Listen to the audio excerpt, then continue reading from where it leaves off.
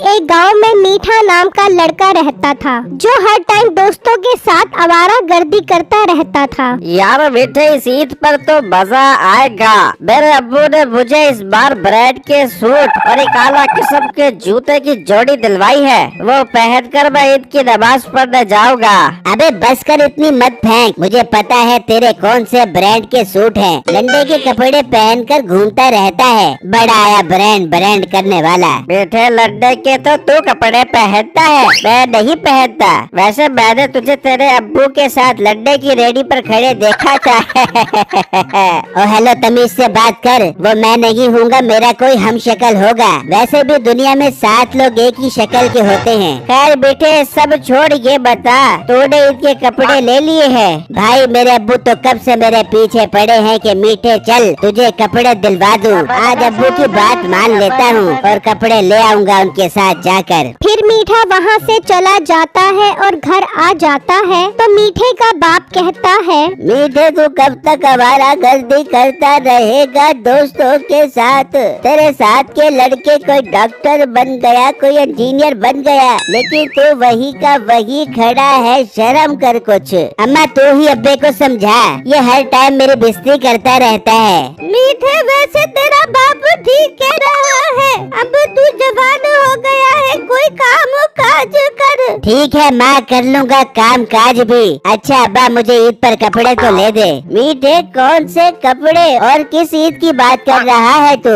मेरे अब्बू जानू, रमजान के बाद जो ईद आती है उसकी बात कर रहा हूँ। अच्छा मीठे, इस ईद की बात कर रहा है। अच्छा ये बता, लोग रमजान में क्या करते हैं? अरे अब्बू, रोजे रखते हैं लोग। अच्छा तूने कितने रोजे रखे? एक भी नहीं। कितने रखे? अरे एक भी नहीं रखा। कितने रखे? फिर से बोल। एक भी नहीं रखा। बार बार क्यों शर्मिंदा करवा रहा है? फिर किस बात की ईद बना रहा है तू? अबे पूरे रमजान के महीने में दबा कर खाया है तूने। आम दिनों में तू 3 टाइम खाता है, रमजान में तूने 5 टाइम खाया है। 5 टाइम। अब तुझे मैं कपड़ों का बोल रहा हूँ और तू खाने की बात कर रहा है। देख बेटे, इतना अट्टा कट्टा है, तू कोई काम कर ले और ईद के लिए कपड़े ले ले।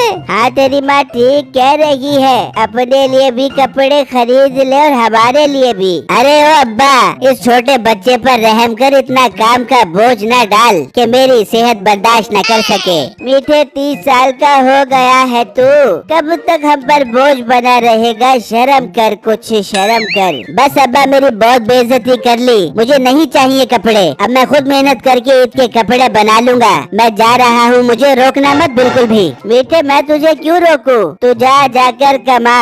फिर मीठा घर से चला जाता है तो रास्ते में बिट्टू मिलता है। क्या हुआ मीठे भाई, आप परेशान लग रहे हो? बस क्या करूं बिट्टू, अब्बे ने परेशान किया हुआ है कि मीठे कमा और ईद के कपड़े खुद बना। तो मीठे भाई अंकल बिल्कुल ठीक कह रहे हैं, आप हट्टे कट्टे हो, आपको कमाना चाहिए। और मोटे गेंडे, पहले ही मैं परेशान हूँ, ऊपर से तू मेरा दिमाग खराब कर रहा है। अच्छा भला काम ढूंढने जा रहा था, अब तेरी शक्ल देख ली तो लगता है मुझे कोई काम नहीं मिलेगा। मेरा एक जानने वाला है जिसकी ज्वेलरी की दुकान है, मैंने सोचा आपको वहाँ काम दिलवा दूं, लेकिन आपने जो बदतमीजी की है मेरे साथ, अब खुद जाकर काम ढूंढो। बिट्टू मेरे प्यारे भाई, प्लीज लगवा दो ना मुझे उधर काम पर। हाँ भाई ना, लाइन पर चलो, मेरे साथ चलो। फिर मीठा और बिट्टू वहाँ से निकलते हैं और ज्वेलरी वाली दुकान पर आ जाते हैं। बिट्टू बड़े दिनों बाद नजर आए हो, सुनाओ कैसे आना हुआ यहाँ? भाई ये मीठे भाई को कोई काम मिलेगा आपकी दुकान पर? बिट्टू तुमने कहा है तो मैं इसको सेल मेन्यू पर रख लेता हूँ, बल्कि ईमानदार तो है ना भाई। मेरी ईमानदारी के चर्चे तो पूरे गांव में हैं। आप बस मुझे काम दे दो, फिर आप खुद कहोगे कि वाह मीठे, तेरे जैसा बंदा ढूंढने से भी नहीं मिलेगा। ठीक है, रोज के 300 रुपए मिलेंगे, मुझे ये सौदा मंजूर है। भाई आपका बहुत बहुत शुक्रिया मेरी बात मानने के लिए। फिर बिट्टू वहाँ से चला जाता है और मीठा दुकान पर खड़ा हो जाता है तो दुकानदार कहता है, मीठे मैं थोड़ी देर के लिए घर जा रहा हूँ, जब वापस आऊँ तो मुझे बहुत अच्छी सेल चाहिए। भाई आप टेंशन ही न लो मीठे के होते हुए। फिर दुकानदार वहाँ से चला जाता है। उसी गांव में नसीबो कैंची अपने माँ बाप के साथ रहती थी। अरे अम्मा, आज बाजार से ईद की शॉपिंग करके आते हैं।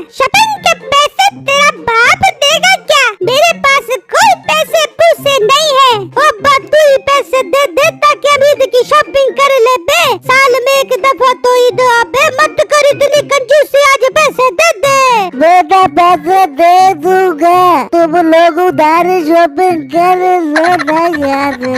अब्बा उधार शॉपिंग कहाँ से कर ले बे? अब्बा बाजार में तेरा कौन सा खाता चलता है? अम्मा तू चल मेरे साथ बाजार, आज मैं तुझे बड़े हाथ के कमालात दिखाती हूँ। फिर नसीबो और उसकी माँ घर से निकलती हैं और मीठे की दुकान पर आ जाती हैं। आए आए, आपको क्या चाहिए? मेरे पास ज्वेलरी की हर तरह की वैरायटी मिलेगी, वो भी बहुत सस्ती। जी हमें आप हार दिखा दो जो एकदम सोने का लगे।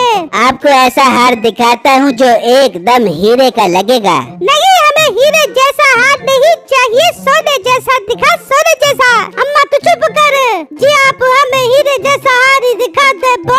फिर मीठा 3 हार दिखाता है और नसीबो की माँ मीठे को बातों में लगाती है। बेटा वो हार कितने का है? मीठा जैसे ही दूसरी तरफ देखता है तो नसीबो एक हार उठा लेती है। वो हार आपको सिर्फ और सिर्फ 2000 रुपए का मिलेगा। हाय इतना महंगा हार। चल नसीबो यहाँ से चल, हम दूसरी जगह से ज्वेलरी लेंगे, ये तो बहुत महंगी ज्वेलरी दे रहा है। मीठे की नजर अचानक हार पर पड़ती है तो वहाँ पर 2 हार होते हैं। अम्मा जी, मैंने 3 हार दिखाए थे, एक हार किधर है? बेटा तू पागल तो नहीं हो गया? तूने 2 हार ही दिखाए थे। नहीं, मैंने 3 हार दिखाए थे, एक हार वापस करो। अरे तू हम पर इल्जाम लगा रहे हैं। अम्मा तो पुलिस को बुलवा उनको क्या, ये हमसे बदतमीजी कर रहे हैं। रहेगा नहीं तो फिर जेल में तो इसकी अकल ठिकाने आ जाएगी। हाय मैं मर गया, प्लीज वो हार मुझे दे दो। मैं तो यहाँ मुलाजिम हूँ, दुकान का मालिक मुझे नहीं छोड़ेगा। तुझे सजा मिलनी चाहिए हम जैसे शरीफ लोगों पे इल्जाम लगाने की। फिर नसीबो और उसकी माँ वहाँ से चली जाती है और मीठा परेशान हो जाता है। ये औरतें तो मुझे चूना लगा गई, अब दुकान का मालिक मुझे नहीं छोड़ेगा। इतने में दुकान का मालिक भी आ जाता है। हाँ सुनाओ बेटे, कितने की सेल की है? भाई कोई ग्राहक नहीं आया, लगता है महंगाई की वजह से लोगों की जेबें खाली हो गई हैं। मीठा मालिक से बातें कर रहा होता है तो मालिक की अचानक अलमारी पर नजर पड़ती है। मीठे अलमारी में वो वाला हार कहाँ है? भाई वो वहाँ तो पहले ही कोई हार नहीं था। मीठे वहाँ वो हार मैं खुद रख कर गया था, मुझे वो हार वापस चाहिए वरना मैं पुलिस को बुलवा लूँगा। भाई आप पुलिस को मत बुलवाओ, मैं बताता हूँ। फिर मीठा दुकानदार को सब बताता है। मीठा झूठ मत बोल, मुझे उस हार के पैसे चाहिए।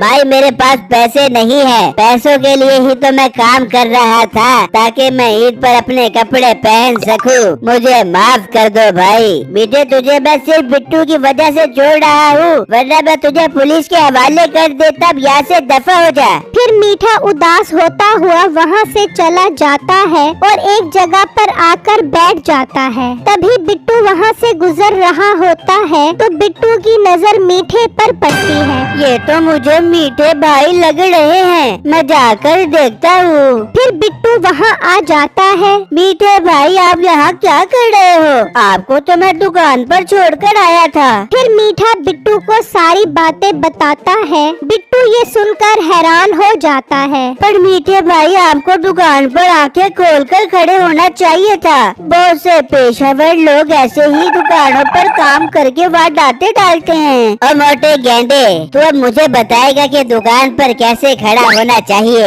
मीठे भाई आप भी बदतमीजी करने से बाज नहीं आओगे, चलो यहाँ पर बैठो काट से। फिर बिट्टू वहाँ से चला जाता है और मीठा उदास बैठा होता है। हाय अभी पर नए कपड़े कहाँ से पहनूंगा, लोग तो मेरा मजाक उड़ाएंगे। इस तरह शाम हो जाती है तो बिट्टू और मीठे का बाप मीठे के पास आ जाते हैं। हाँ बेटा जी, पैसे कमा लिए कपड़ों के लिए?